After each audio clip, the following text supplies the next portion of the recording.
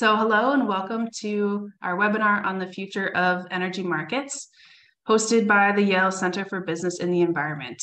My name is Sarah Gledhill and I'll be the moderator today.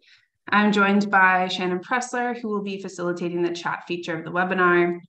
CBAY invites leading practitioners and researchers in the field of clean energy to talk about the latest opportunities and developments in corporate, nonprofit, and public-private arenas. Joining us today is David Millar, Principal of Markets, Legislative, and Regulatory Policy at Wartsila Energy. I'll let him introduce himself, but we're thrilled to have Dave with us today, and we're looking forward to a lively discussion. So before we begin, I'd like to make a couple of announcements. So first, a quick plug for Yale's Clean Energy Finance Forum, which advances the growth of energy efficiency finance and renewable energy finance by providing high quality news, events, and dialogue. We encourage you to sign up for their newsletter to keep up to date on their latest stories. We will share the link in the chat. Second, we'd like to remind our listeners that we welcome your questions and we will direct them to Dave at the end of the talk. Please type your questions directly into the Q&A window throughout the presentation, and we'll have a dedicated Q&A session at the end. So with that, I'll turn it over to you, Dave. Thanks. All right. Well, thank you so much, Sarah. Thanks for inviting me. Really excited about this talk and to hear your questions at the end.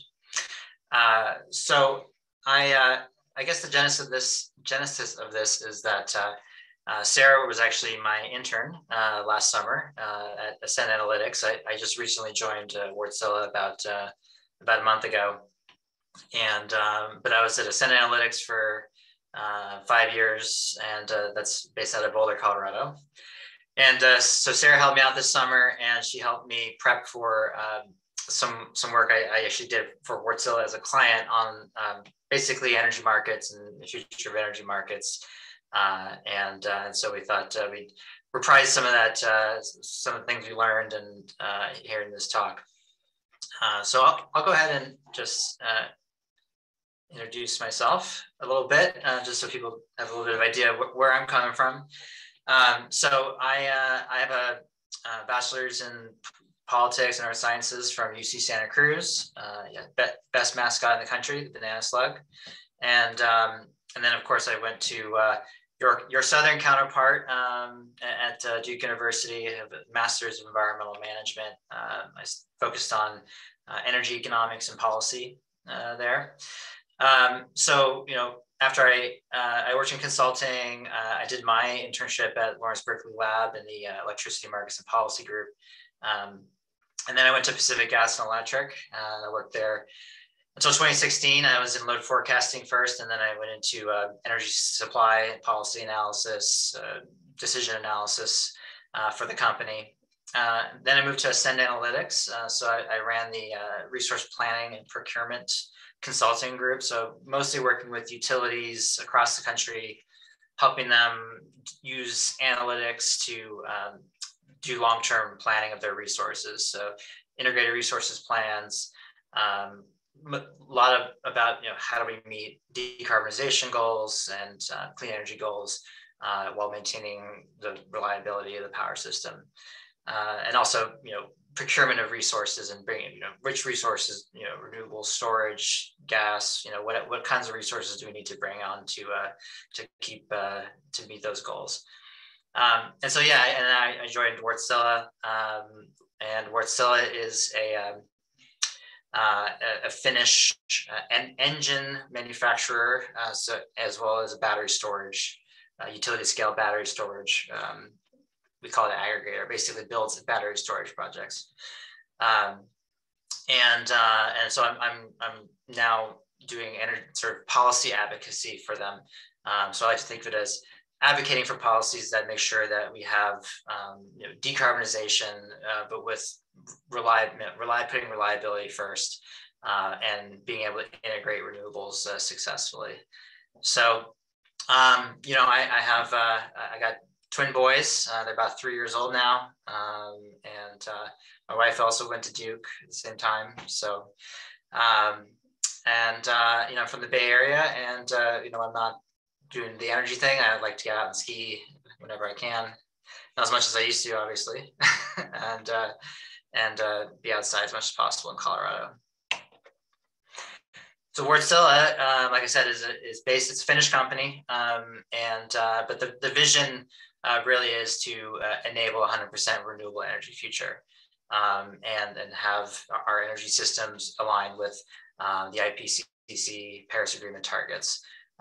So yes, it does manufacture gas engines for power system balancing reliability, but it really is with the goal of this in mind, right?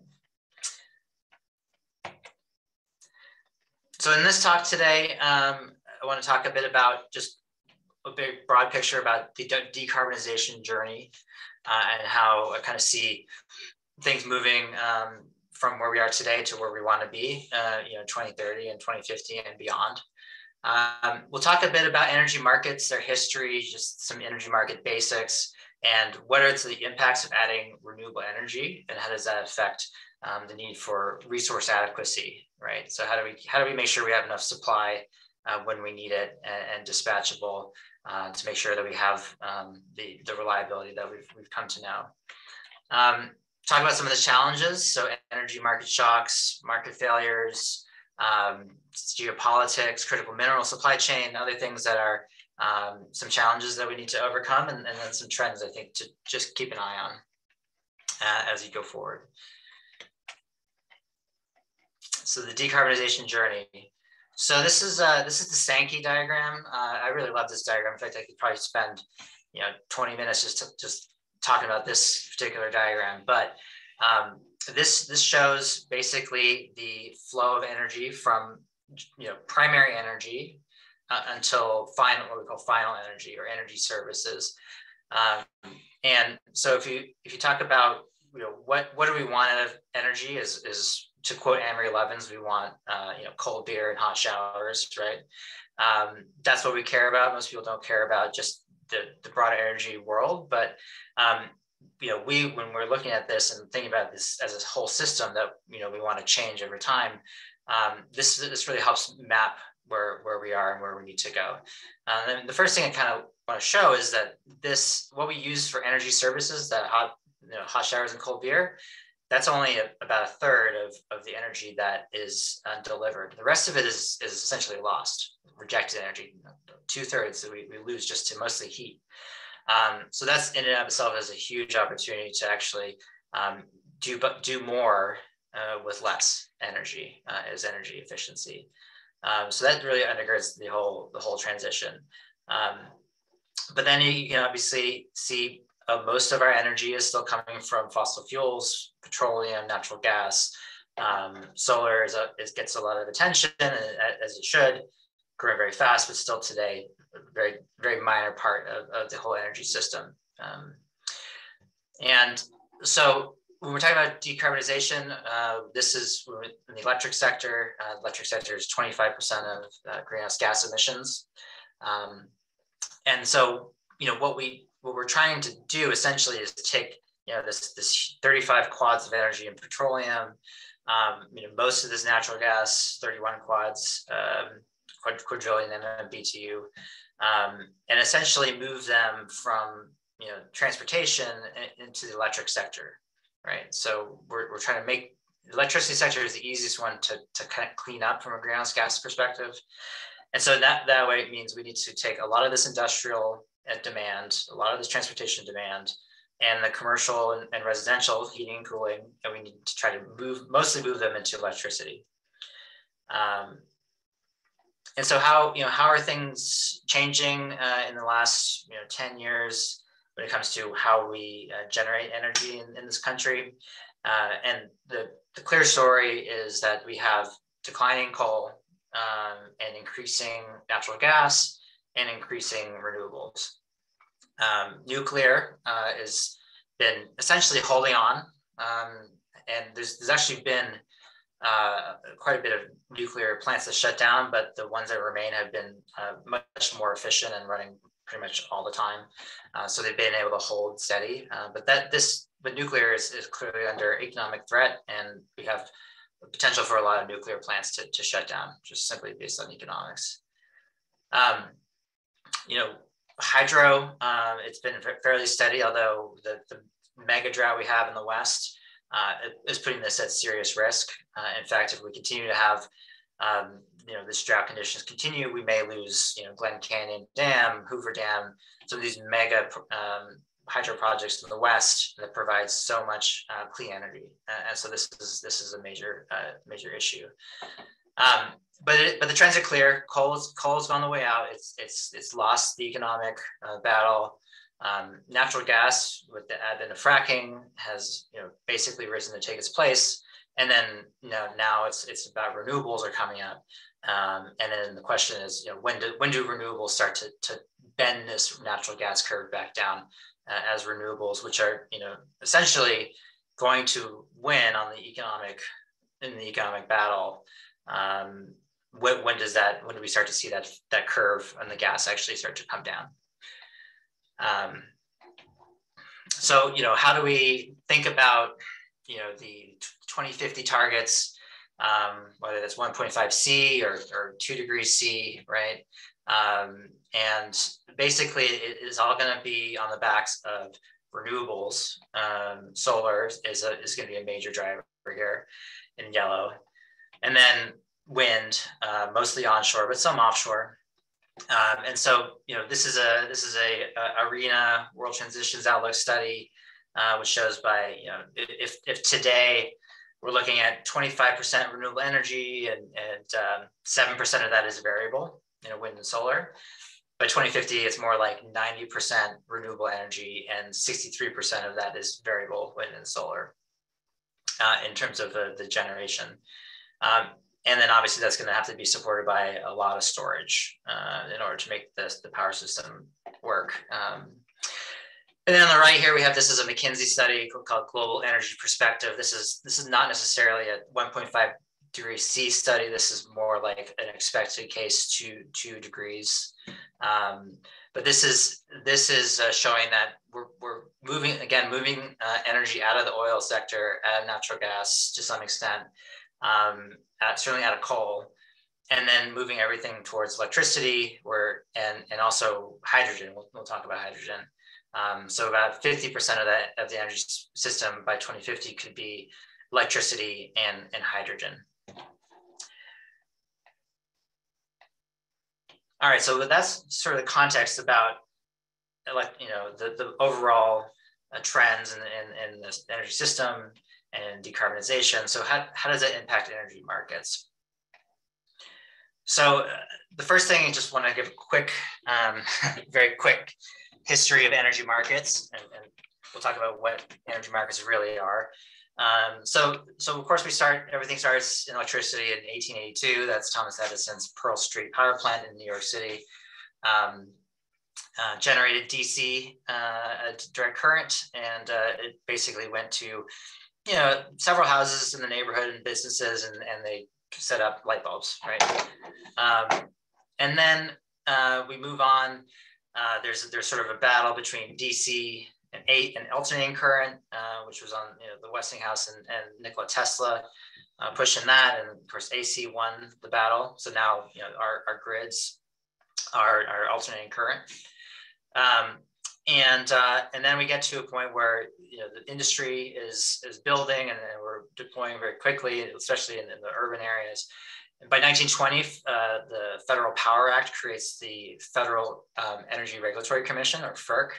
So FERC essentially is the government agency that regulates electric power that crosses interstate lines. And so FERC is the regulatory body that regulates large multi-state energy markets. So the first one, and this is something I actually learned researching this, was that the PJM power pool, the largest in the US and in the mid-Atlantic, was established in 1927. And at this point, this is just basically vertically integrated utilities, so utilities with defined service territories, creating what they call a power pool, which is essentially a framework for trading energy in between their geographic areas. And then several other power pools like this get established. Obviously there's no computers to optimize these. These are mostly just like people picking up the phone and calling the other utility to make a trade.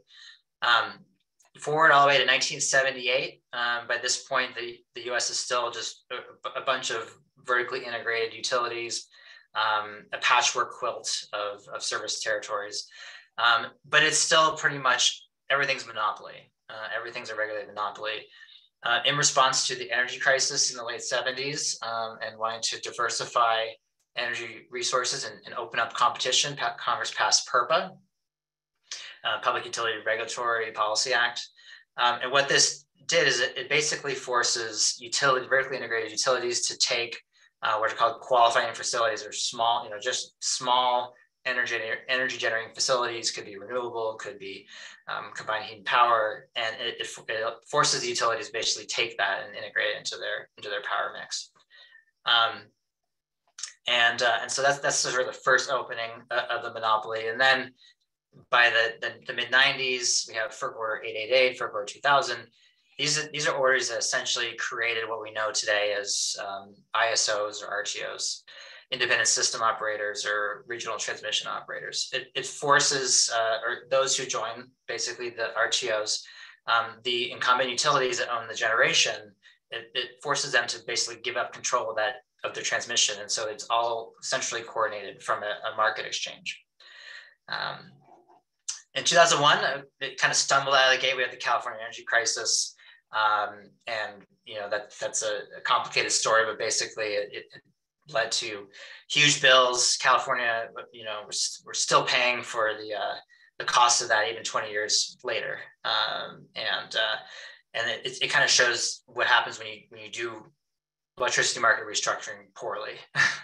And then Winter Storm Uri, this is a couple of years ago now, but we see major outages due to extreme weather and some fundamental problems in the ERCOT Texas electricity market. And today we're looking at another sort of global energy crisis, global energy shock with the war in Ukraine. So these are all impacts that are hitting energy markets in the future, and we'll talk about a lot of this as we go along here. So just as a background here, there's actually in the U.S. and North America, there's basically three grids: the Western interconnection, the Eastern interconnection, and then ERCOT Texas. Texas has to be on its own because they don't, it's Texas, and they don't want federal government to regulate their electricity market. So they basically carve out their own interstate power grid. There were obviously some issues that came up with that in Winter Storm Uri, which we'll talk about.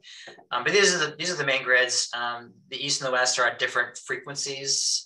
So the sine wave of the electricity is slightly different. So you can't just necessarily put AC connections between the two. So there's very limited transfer of energy from east to west. And then this is the map of the current major 7 energy markets in the U.S. Most of them are sort of on the eastern half of the country. The West stayed largely vertically integrated, partially because of what fell out of the California energy crisis kind of stopped the whole restructuring movement in its tracks. But California does have a market called CAISO.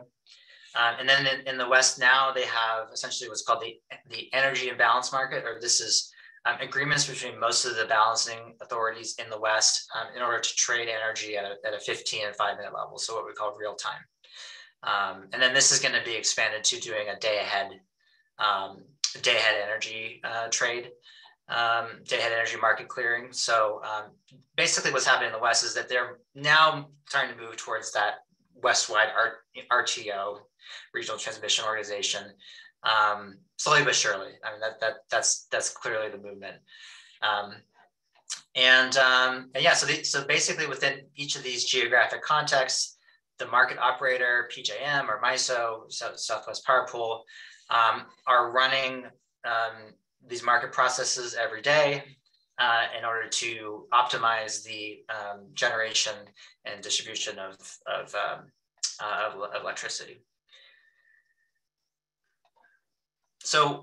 how do how's price formation work with electricity? And it's supply and demand like anything else. But this is a very unique attributes of any market.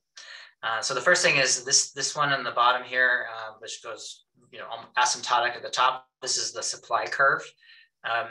And what you can see is they stack all the generators up in what they call merit order, meaning that the cheapest from a marginal on the margin from a variable energy perspective, the cheapest go first. They clear first, and then so you have sort of wind, solar, water that are on the far left. Then you have things like nuclear, which is very low variable cost. Then you have the gas fleet, which is often known as mid-merit because it's in the middle. And so the gas fleet is basically their marginal cost is the natural gas price. So the price that they take as an input, which is gas, and then it's multiplied by their heat rate. So the heat rate is just the conversion efficiency from natural gas into electricity. And they generally are going to want to bid at their marginal cost because they want to clear the market. They want to be in the market and generating at full blast in order to maximize their revenues. And then what you can see is that where the demand meets the supply, the demand line is actually pretty much vertical. So what that means is energy demand is highly inelastic. People, the system is people turn on their lights, they turn on their AC. There's generally not much, but there's some exceptions we'll talk about. But that is how much they demand, and they're not particularly price sensitive in the certainly not at an hourly level. So they customers don't see what the wholesale price is. So they just demand what they demand. So this is a vertical demand line. And that's important because most of the time you actually get these demand lines are sort of within the mid-merit. But when it gets really hot and when the system demand is peaking, you start to get up here in the right. And what that you can see is asymptotically these peaking units. And these in this case this is oil. This is for New York ISO. I think it's a bit old. But nonetheless, some of these units on the far right side, they're very, very expensive to run. They only run a couple hours a year. And that's why they're called peakers. And so when you can see as the demand goes up, the power price starts to also go asymptotic. And so this is a really important concept to understand when we talk about what are some of the key risks when it comes to energy markets. So what happens when we add a bunch of renewables to the mix? Renewables have zero marginal cost. And so, because their fuel is free, right? Renewables have capital costs, which gets amortized over many years, right? But when it comes to how they operate in energy markets, they have zero marginal cost. So they'll either bid in their energy at $0, or they may even bid in at negative prices. So because they have things like tax credits that only generate when they generate. That's called a production tax credit. So they actually have an incentive to even generate as low as negative $30, for example, which is why you see you'll see more and more negative energy prices. And in California, you can see that the power price it used to kind of follow the demand, essentially the demand curve on the upper left. But now the power price essentially follows what's called the net demand. And the net demand is where you take the demand and you subtract the renewable generation. So this shows, this is the inverse. You see the solar on the right, it creates the inverse net demand. And then, so what, this sort of famous duck curve thing is that as the sun goes down, there's a big ramp up in the net demand. And then you have this sort of peak of the day, which is around 7, 8 o'clock, and then it starts to come down. So now we know that prices now follow the net load curve, and so you get very, very low prices in the middle of the day, and then you tend to get a pop in the prices in the late evening. And so the energy market, there's what we call a day-ahead market, which is in the previous day. There's a forecast for what the load and resources are going to be for every hour of the next day. Bit generators will submit bids to the ISO, and then the load to bid, and then the ISO basically stacks up all those bids again in the merit order, and then it gives them a schedule. It says, yes, you should turn on your power plant, and yes, you should be at this generate at this level at this hour. And so then you'll get this shows basically a price map. You can go on KISO. It's called KISO Today. Shows you this price map, and then it also shows you all across the West and the EIM, and what the energy prices are. And then you see in this one for the this hour 14, so 2 o'clock, 3 o'clock, the marginal energy cost for the system was $64. And then when you actually got to the real time, so they actually re-optimize the market every 15 and 5 minutes. So there's a three settlement process, and then you'll see that the marginal energy cost was only $38. So what that means is, like, when it came to the real time, they actually had scheduled more energy than was needed, and so they actually need generators to turn down, someone to basically come down and generate less. And so that's what this price signal is saying, is that we want you to generate less because there's less demand than we thought. You also see a lot of heterogeneity.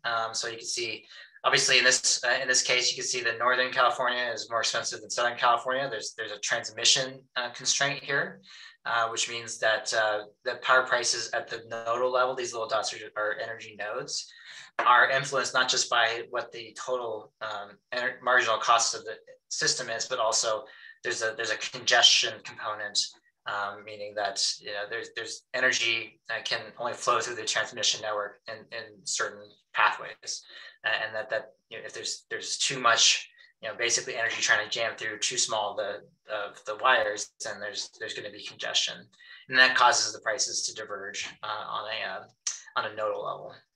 So location is everything when it comes to electricity prices. So, again, I think the key concept here is, how does renewables impact the supply stack? So adding a bunch of renewable energy extends the supply curve all the way to the right? It pushes it out, and it creates a lot more low to zero cost energy in the system. That essentially is taking market share away from that mid-merit fleet and the older baseload types of resources. So because they just simply can't compete with zero, right? Anything that has a fuel can't compete with zero. And so they are more and more out of the market. On the other hand, there's increased price volatility because renewables are intermittent. They have a lot of up-down movement based on whether the wind's blowing fast, blowing slow, whether there's clouds. So what we see is a lot more up-down movement in the price. It's called price volatility. And that's especially manifest in the real-time market. So you'll see a lot of prices spiking, prices going down, up, down, and then a lot more negative pricing. And so what this is showing is basically, if you had this upper left here, this is again looking at the supply curves. But if you had the 2008 supply, you see that the supply curve goes up to that goes up to asymptotic, and then the higher cost generators much sooner. And now in 2017, you added a lot more low cost generation, and that has a much longer low cost curve. And so you can see in the distribution of prices, it's now mostly lower prices, right? And that's a good thing. We want lower prices. That's overall means that energy is becoming cheap, and that's absolutely a good thing. But of course, there are some challenges for the power sector that come along with that. Again, this is just showing that from the Lawrence Berkeley study, that between 2015 and 2017, some happened. So we had a lot more, renewables really took off, and especially in the Midwest, where you see a lot of wind power being added with that production tax credit. It means there's just a lot more negative priced hours that you see manifest. And now, solar is going to have a production tax credit after the Inflation Reduction Act. So you'll see that in California a lot more going forward. So what does this say about what the power system in the future needs? It means it needs more flexible resources. It needs resources that are going to be able to integrate the renewable energy. And what you see here on the right is basically the blue line is the average, is the day ahead energy price. As you can see, it kind of floats between 0 and up to maybe $100 a megawatt hour. Has a nice smooth curve. But the real-time energy price, right? So this is at the 5-minute level. You see a lot of these price spikes, and you see a lot more volatility. And what the price spikes are saying is that the prices are going to reward resources that are able to ramp up or ramp down extremely quickly. And so that's why we think the power system, the prices are saying the power system wants resources that are dispatchable, that you can turn up and down, and then have the physical capabilities to go up and down very quickly, and potentially the capability to turn off very quickly and turn on very quickly. And so this is the core value proposition for things that Wartsila sells, like reciprocating engines, which are very, very fast in terms of its ramping, and battery storage, again, extremely fast, can charge and discharge very quickly, and then be able to essentially harvest the value that these price spikes show. All right, so resource adequacy. So just to preface this, that there's some things that we need to understand about generation resource economics. And so these are markets in which generators are entering and exiting, right? Some generators are old and they're losing money, and then they have to exit after a certain amount of time. And then you want to have incentives that bring new generation online. And so we need to be able to bring new generation online. We need capital. And so project developers essentially go out there and they find land and the interconnections, and they find financing, they engineer and procure and construct the power plants or renewable resources. And then they also look to find load serving entities that need energy for their portfolio to basically have an offtake agreement. Private capital needs to be able to be comfortable with taking that have some assurance that they're going to make money on their investment. And so we look at things that add up. Basically, it's a stack of revenues and values that make the business case. So we kind of separate these things to in market and out of market. In market, we have, what is this resource getting paid in the energy market? Again, that's the hourly and the real-time energy market. And then there's also ancillary services, which is sort of a specialized energy market that helps with the system balancing. And then we have what's called out of market. So these are things like capacity payments, tax credits, clean energy credits, which we'll talk about these in just a moment. But and then we have, so that's the revenue side. Then in the cost side, we have to keep the power plants up. That's fixed operations and maintenance. If it has fuel, you have to pay for the fuel. And then variable operations and maintenance as well. That's costs that scale with the production. But the bottom line is that the revenues have to exceed the costs, right? Basic economics, and you have to have a certain amount of return requirements. You need to earn money to really justify getting that new project built. So it's basically putting together all these pieces in order to make a new power plant happen. And so we're always trying to figure out how to basically create enough value between energy market and capacity markets mostly in order to make sure that we have adequate investment in the power system. So, capacity is the ability to deliver energy when it's needed. Energy markets don't deliver all the value because resource adequacy is essentially a public good, or it's an external externality. So we have what's basically called capacity markets that in the East. So this is basically Markets that are auction type markets that essentially give generators a fixed payment. Just here's a certain amount of money, just to simply be around and available when needed. In California, it's not a centralized market; it's a bilateral market, and so it's a similar concept. And ERCOT is, of course, different. They have it's called an adder. So it's an administrative adder to the energy market. So they don't have a capacity market, but they do add additional value into the energy prices in order to try and incentivize enough generation to come online.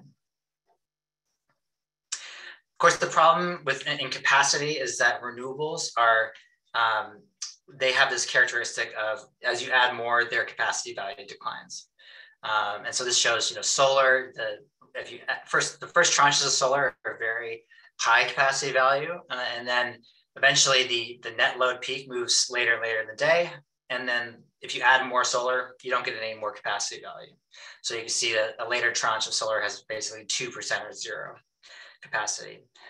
Storage is the same concept because it's duration limited. We usually talk about 2 to 4, 6 hour storage. And then so if you add, a certain amount of storage, the first tranche is very high value, the next tranche is lower, next tranche is lower. So it drops off very quickly. And so this ELCC, effective load carrying capacity concept, is something that every capacity market is dealing with, and how to accredit renewables and storage in terms of capacity.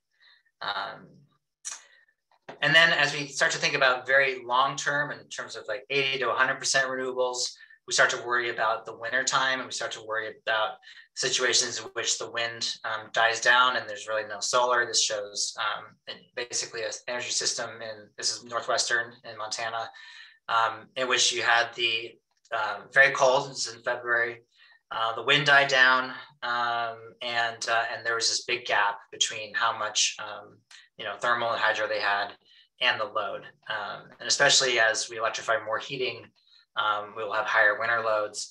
So this is called the Dunkelflaute problem, which is just German for like low wind drought. And so this is essentially the need, shows the need for some sort of dispatchable fuel-based resource, or it could be very long seasonal storage, 100 hours, iron air battery, green hydrogen, small modular nuclear, we'll see. But this is definitely an issue you would come up with against in that scenario.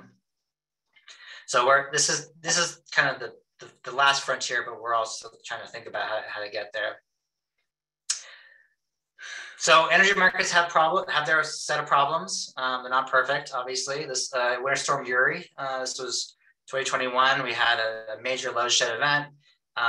Basically, the grid was within minutes of a catastrophic failure, and so they had to really cut the load in order to basically keep the system from having a failure that would have taken weeks, maybe months to bring the grid back. It was so close. And what happened is that you have a 1 in 35 year event or 1 in 50 year winter event, and you had all these mostly thermal outages, mostly gas outages. Certainly the wind didn't really show up. There was wind ice, blade icing, but mostly this was things like power plants couldn't get fuel, or that the power plants literally just froze. Because there was just inadequate investment in sort of weatherization. The PJM in the Northeast, like the power plants are winterized, but not in Texas. And so we had about 4 days of a huge, historic outage. And when I talked about the ORDC, it kept the power price pegged at $9,000 a megawatt hour for 4 days. So it's just absolutely massive cost that somebody has to pay, right? And this, at the end, it's going to be the customers.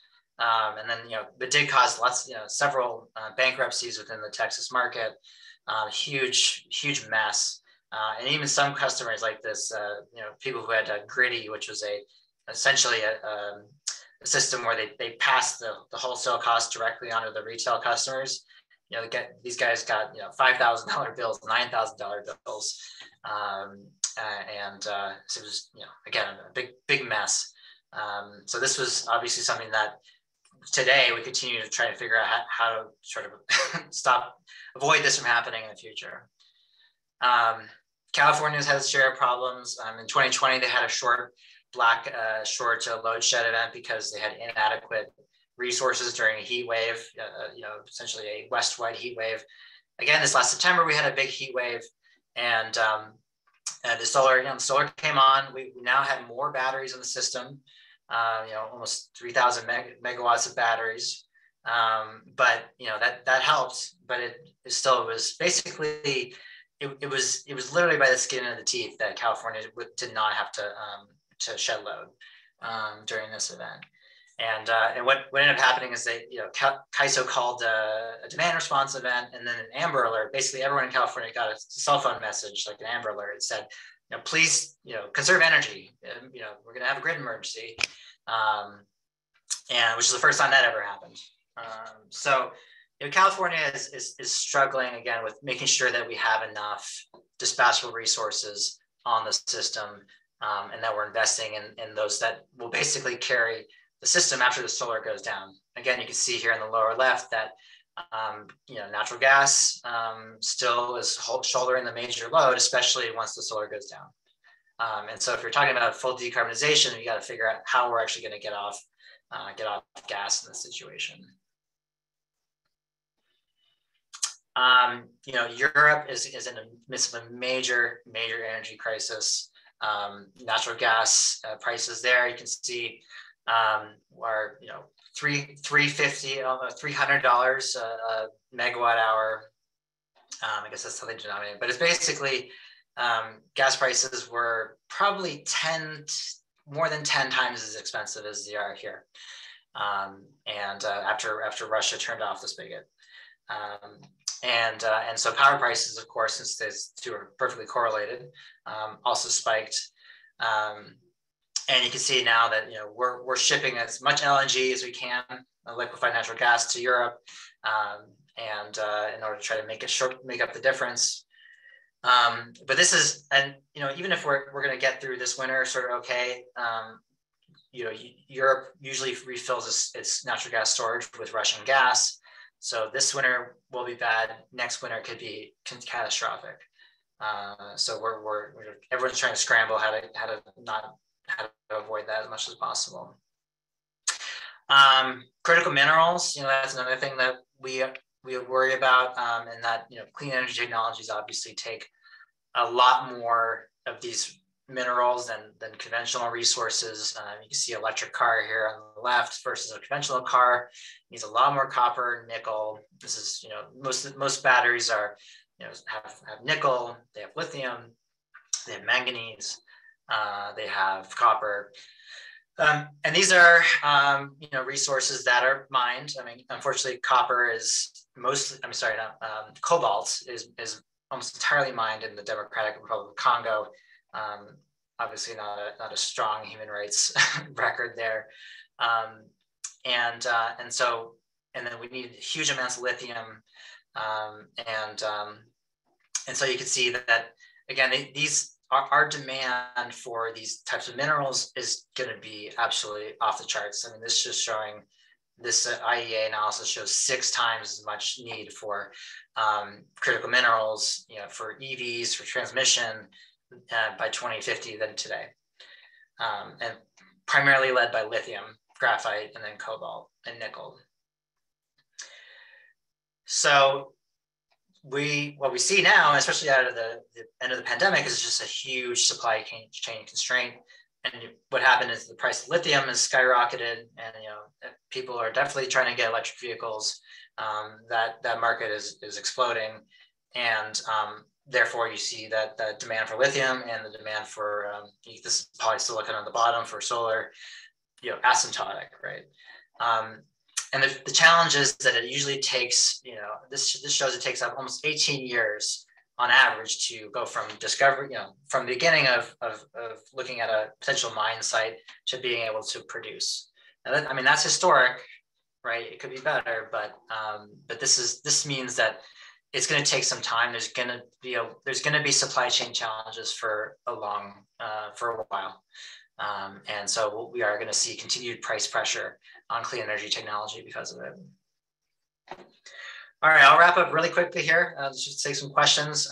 Just a couple of things to keep an eye on. So we have DER's for quarter 2022 says that energy markets need to incorporate distributed energy resources into their markets. So that is going to maybe allow the aggregation of millions of devices to be able to reduce demand when needed, or inject energy if we're talking about like sort of rooftop solar and storage.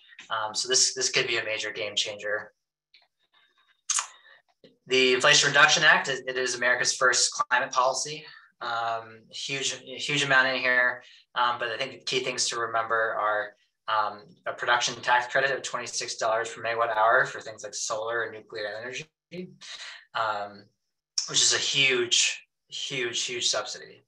And so we could see things like, $10, $5 power purchase agreements for these types of resources. Really, at this point, there's no barrier to clean energy based on economics. The only barrier to adopting clean energy is, do we have enough transmission to interconnect it? Can we site it? Can we site it? Because there's usually a lot of NIMBY type of resistance to large scale solar, and lots of environmental reviews and things like that. So can we find the places to put it? Can we interconnect it to the system? Can we build out transmission fast enough to be able to incorporate all this clean energy? That's the real limitation at this point. But yes, I would expect significantly depressed power prices, negative power prices, and more volatility, again, driven by a large amount of renewables being deployed.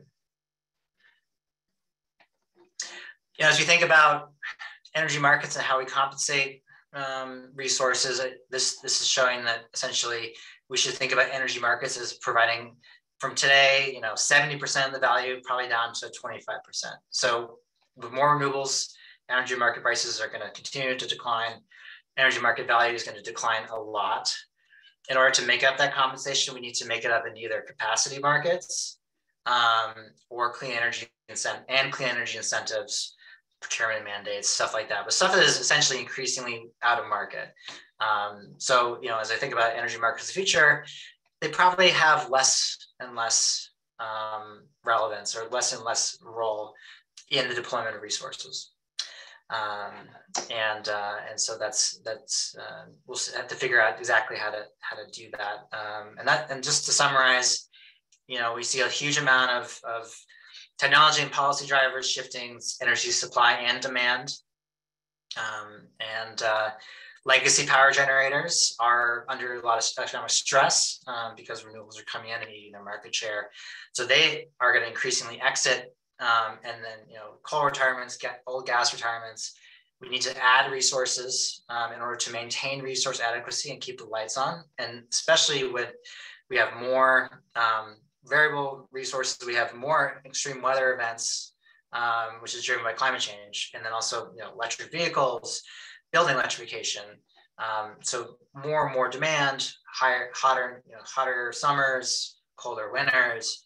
There's a lot of factors which is really straining the grids and making resource adequacy such an issue. What we want to do and what we advocate for is essentially how to create the remuneration mechanisms that encourage the old inefficient generators to exit, incentivize the efficient dispatchable fleet to be built, and to decarbonize the power sector as quickly as possible while also maintaining reliability. Watch for major impacts from the Investment Reduction Act and some potentially unintended consequences, and then EVs, home electrification, and how does that affect the grid? So finally, I'll just leave with this. What do we know about electricity markets, especially going into the future as it's becoming so much more of a national security issue? Is there no such thing as a free market energy? From our favorite Secretary of Energy and former Dancing with the Stars contestant, Rick Perry. I think that is so true. It is. We try to have as much market mechanism as possible, but it is absolutely not a free market by any stretch of the imagination. Okay, I think I can stop there and we can do some questions. Great. Thanks, Dave. And thanks to everyone for submitting your questions. We'll try to get to as many of these as possible. So first off, what mix-up technologies are you most excited about when talking about firming up intermittency of a highly renewable grid? We have some interest in carbon capture and batteries and their role of filling the gaps in the Q&A. Yeah, I think lithium ion today's sort of battery technology is great for what we consider called diurnal or sort of short term, within the day type of imbalances between supply and demand. So there's a lot of room for lithium ion battery storage. It's 2, 4, 6, 8 hours of duration eventually to be able to create value in the power system. As you look further ahead, I think you do need to have seasonal storage solutions. So there's an iron air solution that Form Energy is trying to commercialize, which is supposed to be 100 hours. It's essentially it's mostly made out of iron, so it's cheap material, and then it has a sort of a rust, and then it unrusts in order to charge and discharge. So it's an interesting technology. I do think it's going to be fairly low energy density, so these projects would have to be ginormous. But I do think hydrogen and other types of fuels that are created from electrolysis, so taking renewables and then using that electricity to take water and split it, take out the hydrogen atoms, and then use that as an energy carrier, and then turn that either into ammonia or just directly as hydrogen, and then to burn them in turbines, which is essentially what Wartsila, our engines are today. They run on gas, but in the future they can run on green methanol, green ammonia. You can directly blend the hydrogen, and so that's how you kind of might decarbonize that last 10% of emissions. Great. So next question here. You touched on this a little bit on trends to watch, but what is your perspective? Maybe you could say a little bit more on growth prospects of utility scale versus distributed energy storage markets, given current and expected policy environments and market conditions. Yeah, I mean, I think there's a role for both, I was actually, my power went out last night because we had a huge wind event here in Boulder, and I was thinking, maybe I should get a battery. But I think the incentives are definitely there on the grid scale side. On the utility side, I think that people get distributed batteries for resiliency and outage protection. First generation net energy metering policies tend to discourage adding a battery. So as net energy metering policies are reformed, and you can watch in California and some other places how they're trying to do that, that they're trying to shift away from just adding solar to your house to adding solar and storage. And then again, if you look at FERC Order 2222, and they want to compensate those batteries with the wholesale market, you might start to see some better incentives for distributed storage. But that's a little bit longer of an evolution, I think. But I think we'll get there. Great, thanks. How do you see time and location matching for procurement of unbundled energy attribute credits impacting energy markets? Is this a necessary step for corporates or just nice to have? Yeah, I mean, I think in terms of unbundled renewable energy credits, and again, just to sort of just define what that is. So let's say a wind plant in some market just generates energy, and then it's just an accounting system where for every megawatt hour generated, it creates a REC, a renewable energy credit. And so a lot of corporate offtake in this sort of early era will just essentially buy those as unbundled, or basically we'll just buy those renewable energy credits and we'll say, okay, we're, all of our load is covered by renewable energy. But in reality, essentially, there was no matching between when the REC was created and when the load was happened. And so there's sort of a movement towards this time-based renewable energy credits, in which you're actually, and you see this with Google trying to go 24/7 clean energy. I think it's a natural and right way for this market to grow. I do think we're kind of getting past the point in which those unbundled, untimed RECs are that meaningful. And I do think, it needs to go towards that time-based matching. And Google is definitely taking the lead in this perspective. The trade-off is it's just a lot more expensive. It's a lot more expensive. And I have worked with folks. I have worked with Facebook, Meta, in my Ascend job on adding storage to their projects in order to help with that matching and have a better portfolio. But I do think that's going to be increasingly the gold standard. Great. So we have about 3 minutes left. I'm hoping we can get maybe 2 more questions, if that sounds good. So here's one. What should the new or expanded role of policymakers and regulators be in ushering in this new era of energy markets? Yeah. I think first and foremost, we have to make sure that resource adequacy is adequately addressed. There's, especially with now we have the IRA, there's a very heavy hand on renewables and storage, and that's very helpful. But we are dramatically and very quickly changing the fundamentals of the power system. And this is a transformation unlike anything ever seen. And we have to, to me, the resource adequacy piece is job one. It's a sacred duty, in my view, to make sure that we are keeping reliable power. When power goes out, people die. It's deadly serious.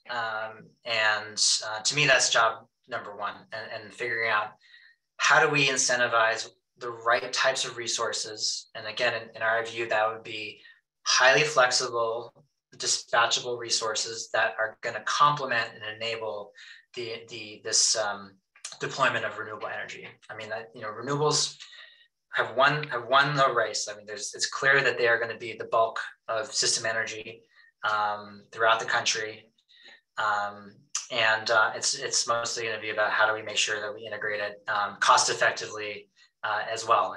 We also have to we're always balancing cost effectiveness and sustainability and reliability. And we cannot have the costs explode. And this is what I worry about in California, is that the costs, electricity retail costs are really, really exploding for a variety of reasons. But so consumers can revolt, and they could say they can blame clean energy. And so we have to figure out how to do it cost effectively and reliably. Awesome. And then if you're willing, I'd like to ask you one more question. Is that okay? Yeah. Awesome. So what, if any, energy market is getting it right, and why? Can end it there. That is a really difficult question. I